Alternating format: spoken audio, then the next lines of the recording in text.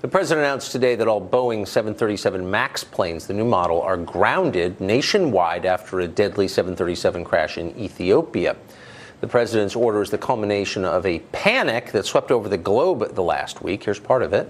Breaking tonight, the U.S. standing nearly alone as most of the world from Europe to Australia has now grounded that Boeing jet after two fatal crashes. Thousands of Americans are flying in a plane that has been grounded in most of the world. The UK, France, Germany among the countries now grounding the new Boeing MAX 8.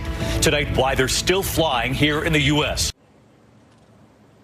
The panic and the grounding that resulted today is, of course, a golden opportunity for China and the EU, which manufactures Airbus, to crowd out the United States from aircraft manufacturing. That's one of the few industries in the world where this country still enjoys global supremacy. Are they behind it? How could they not be? The question, though, is the 737 really an unsafe plane, or is Boeing simply the victim of global power politics? Michael Pearson is an aviation lawyer and former air traffic controller and a trusted source on this question, and he joins us tonight. Michael, thanks a lot for coming on. So the obvious question is, if there's something inherently wrong with the aircraft, and it's not simply pilot error that has caused these two crashes, why haven't you seen them in the United States?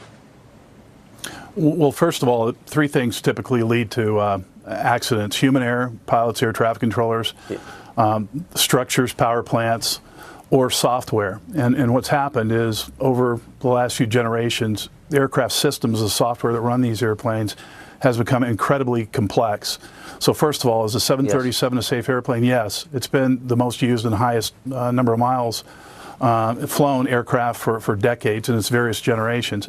I do believe there's an issue, likely, in the software side that will be fixed, and more importantly, taught to the pilots and the air crews. I think what happened has been unfortunate. I do believe the 737, including the MAX series, the 8s and 9s, are safe aircraft. I do think some changes need to be made to training, information for pilots and air crews on how to handle these situations, and certainly software adaptations that I think the FAA is working on now. Grounding seems like a pretty severe penalty, and it's one that's going to cost Boeing, is one of the few industries in America that still leads the world, billions of dollars. Was there another way to do it?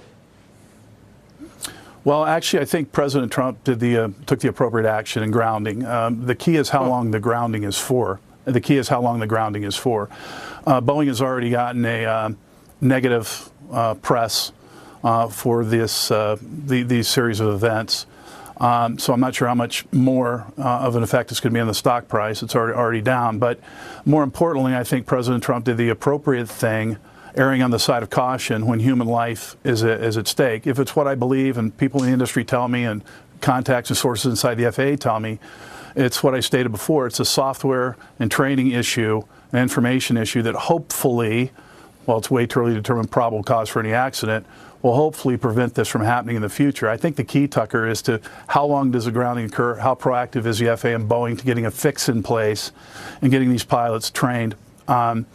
There's approximately, Southwest, I think, has approximately 38 airplanes, this series of airplanes that have been grounded. American has the next largest number, in United, approximately 250 to 280 flights a day. While it certainly is not good, right, and it's going to affect the bottom line revenue of each one of these airlines negatively, don't get me wrong, it's not a good thing, and certainly impact people across the country that fly.